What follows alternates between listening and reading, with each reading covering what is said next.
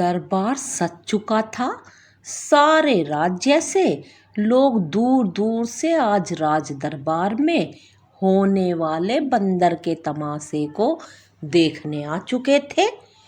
कुछ ही देर में बाजीगर की वेशभूषा में शिकारी भैरव सिंह व उसका पुत्र धर्म सिंह अपने कंधे पर बंदर को बिठाए दरबार में हाजिर हो गया था। उसके कुछ देर बाद सिंहासन पर रानी केतकी और राजा गणेश मान के शरीर में छुपा भानु प्रताप सिंह आकर बैठ गए। रानी केतकी ने अपने दुसाले में एक मृत कबूतर को छिपा रखा था, जिसे उसने मदारी की वेशभूषा पहने शिकारी भैरव सिंह को दिखा दिया था। इशारा पाते ही अपने साथ लाए बंदर के कान में उसने बता दिया।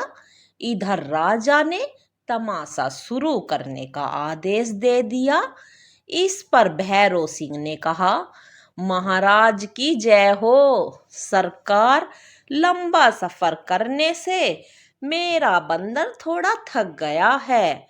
अगर आज्ञा हो तो कुछ पल मैं उसको अपनी गोद में विश्राम करने दूं। ये सुनकर दरबार में जोर का ठहाका गूंजा।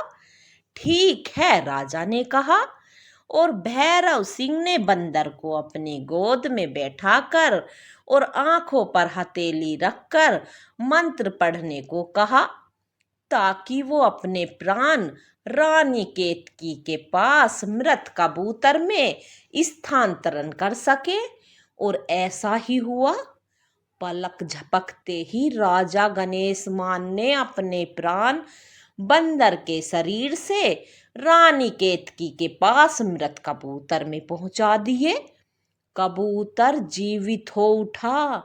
इधर बंदर बिना प्राण के मृत शरीर में बदल गया।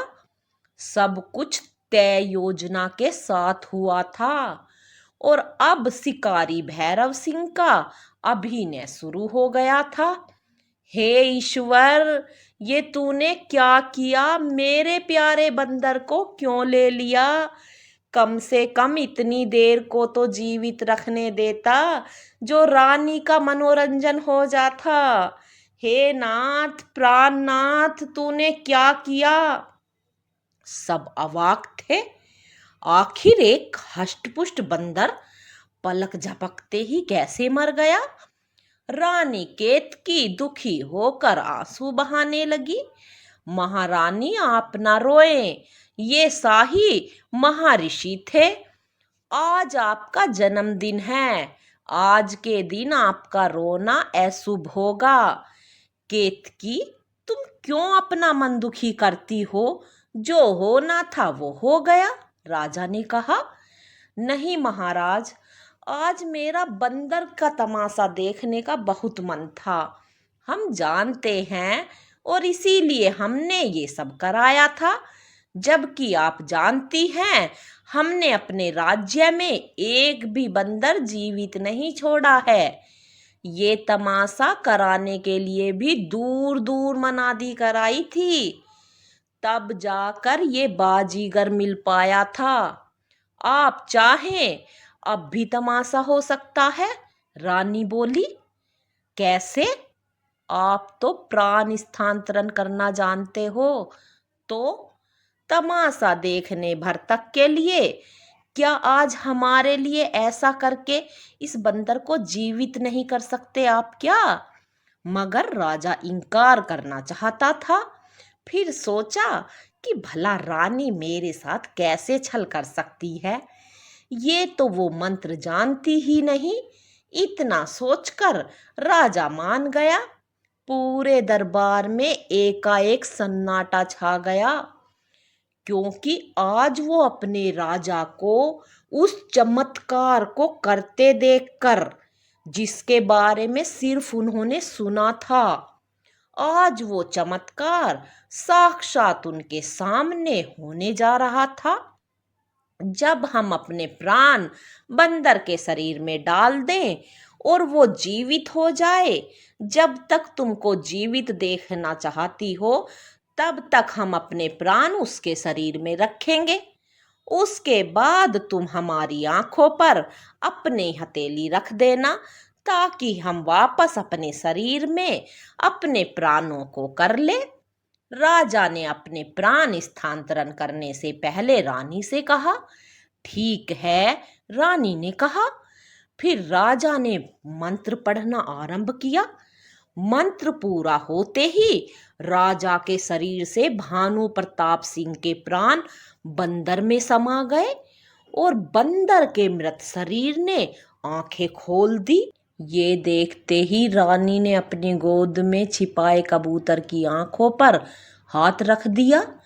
कबूतर के शरीर में समाये राजा गणेशमान ने ये मंत्र उच्चारण कर अपने प्राण कबूतर के शरीर से अपने शरीर में कर लिए और वे जीवित हो उठे।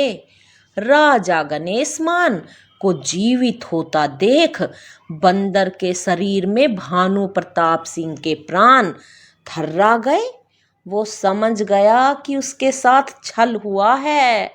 दरबार में मौजूद सभी दर्शक बने इस मजारे को देखकर हैरान थे और उनकी हैरानी राजा गणेशमान ने भानु प्रताप सिंह की करतूत सबको बताकर शांत की, जिसे सुनकर दरबार में हर तरह एक ही सुर में सब बोल उठे, इसको जिंदा मत छोड़ो, इसको फांसी दो, ये पापी है, गद्दार है।